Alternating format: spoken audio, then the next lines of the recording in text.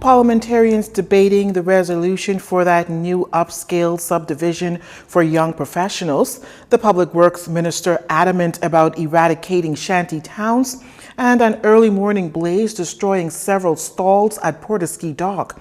Good evening, everyone. I'm Lissy Bastian with your JCN Evening News for this Monday, April 12th. Thanks for joining us. Parliamentarians began debate on that new upscale subdivision in Western New Providence for young professionals. Prime Minister Dr. Hubert Minnis leading off the debate, and in his contribution to the debate on the resolution for the development of the subdivision, revealing that the land in question is an 83-acre parcel in the Prospect Ridge area near to Bahamar. The development will be upscale, incorporating walking parks, a community center, a swimming pool, tennis court, and clubhouse. There will be approximately 250 lots, including for single-family residences, townhomes, and duplexes. The exact number of parcels will be determined following consultations with the Department of Environmental Planning and Protection and Town Planning on density restrictions. Those selected will be able to purchase lots of around the size of 70 to 95 by 100 feet, with a maximum sum of approximately $50,000. Additionally, according to the Prime Minister, the government will put in place the necessary infrastructure so that the properties would be in the future worth in the vicinity of $200,000 each.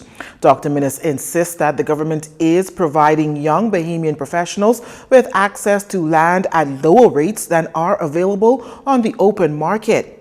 We consider a professional as someone who is accomplished in his or her field, sufficient independently to sustain a mortgage or the financial responsibility for a residential dwelling in the community. And this community, Mr. Speaker, is not restricted to a particular type of academic or professional training. You don't have to be a lawyer, you don't have to be a doctor or an engineer to qualify. Mr. Speaker, a barber properly qualified is a professional. A plumber properly qualified is a professional. A beautician with proper qualification is a professional. Police, defense force, they are professionals. To be eligible, you must be a Bahamian 45 years or younger residing in the Bahamas. Now, while the subdivision is in New Providence, Family Island residents are eligible to apply. Applications are to be made by individuals or married couples. 2 or more people may also apply, and only first-time homeowners are eligible. Deputy Prime Minister and Minister of Public Works Desmond Bannister updating parliamentarians in the House this morning on the farm, the unregulated Haitian community on Abaco, which was recently raided. Law enforcement agencies last week seized a number of stolen goods while arresting individuals. Leah Cooper has that story from Parliament.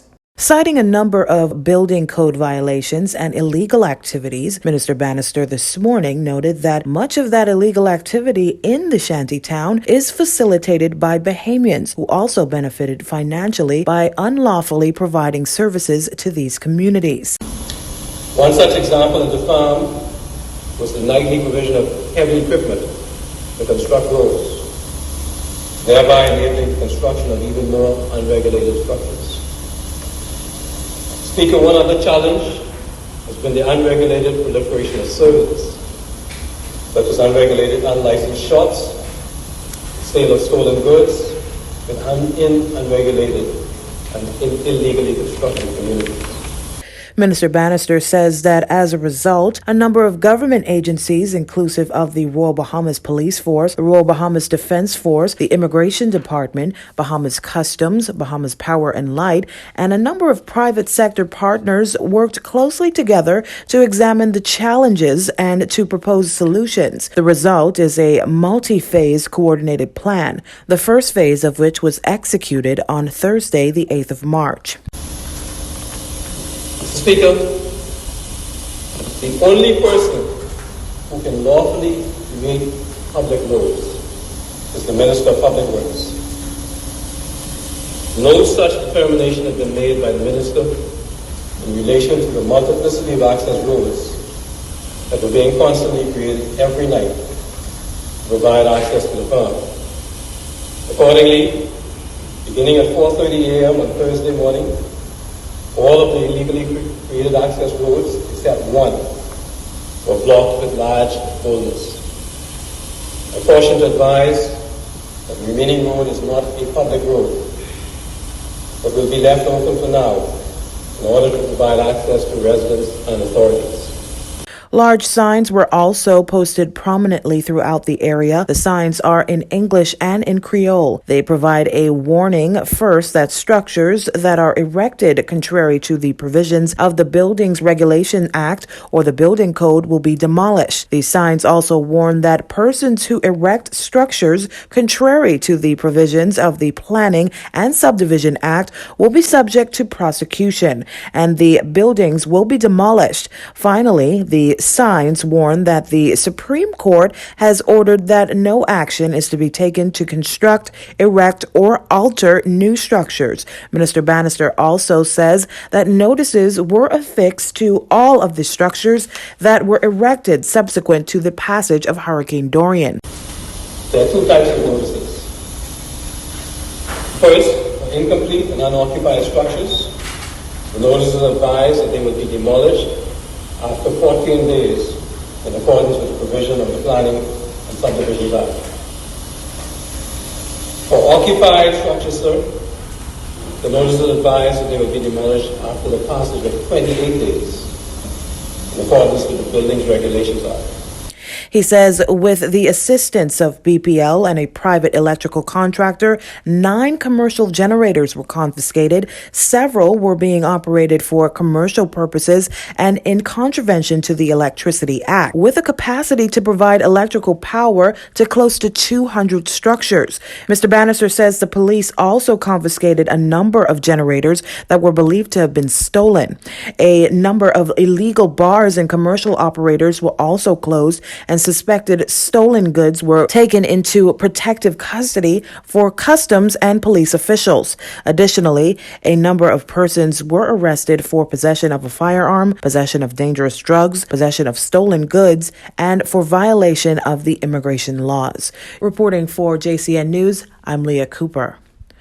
A major fire on the western end of Portisky Dock last night, destroying several stalls and at least 2 vessels which were docked at the rear of structures.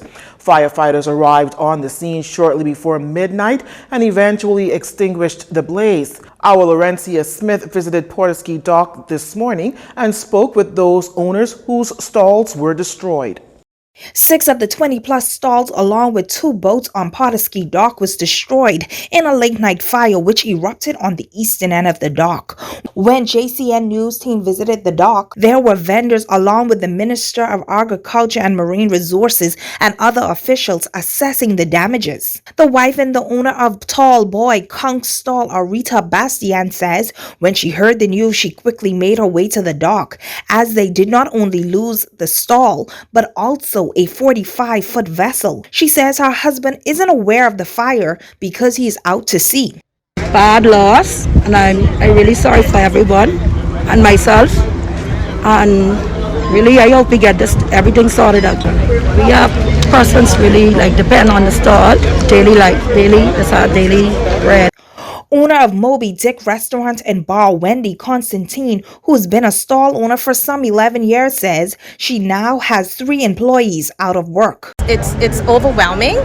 it's devastating to see what you put into something, your life, your life savings, the memories, and then now you have staff unemployed. So it is an overwhelming feeling right now. Now, President of the Vendors Association, Dominic Bowe, says it was a total of 8 stalls caught in the fire, while 6 were burnt beyond repair and 2 can be repaired. Now, on the bright side, she notes that some stall owners may have insurance. Meanwhile, Minister of Agriculture and Marine Resources Michael Pintard says this is a tragic situation for vendors. It is incredible the intensity of the fire, and you can see by the level of damage that it is going to take a while for a number of these vendors to rebound. While the cause of the fire is still unknown, the minister and vendor says that they will work together to ensure that they rebuild. I'm Laurentia Smith for Jcn News. Meantime, the opposition calling on the government to do its part to assist the vendors after pledging their support. Progressive Liberal Party Chairman Senator Fred Mitchell, in a statement this morning, says he reached out to the Vendors Association at Port-Ski following the devastating fire after the thunderstorm. He notes that while the authorities need to determine a cause, he's advised that there is no insurance on those properties. This means another economic blow to an already depressed venue and set of businesses. He pledged the support of the PLP to the vendors on the part of his leader, Philip Davis. Party officials also visited the site this afternoon. In our national COVID-19 update, the Bahamas recording another unfortunate COVID-19 related death. The Ministry of Health in its latest update confirming that a 75-year-old female of Andros died on Saturday, April 11th. This death pushes the country's national death toll to 190. Health officials also confirming 8 additional deaths under investigation, pushing that count to 25, and 1 additional non-COVID-19 related death. Now, health officials also confirmed 21 additional cases of the virus, 17 confirmed here in the capital, 1 on Abaco, and 3 on Eleuthera. The national count now totals 9,460. 3 cases here in New Providence had a history of travel within 14 days. There's now 340 cases that are active in country, 41 of which are hospitalized. 38 are considered moderately ill, and 3 are in the intensive care unit at this time. To date, 80,573 tests have been completed. You're watching Jcn News. When we return, Sir Cornelius remembering the late Prince Philip as a friend of the Bahamas, and the Prime Minister sending support to St. Vincent and the Grenadines. Stay with us.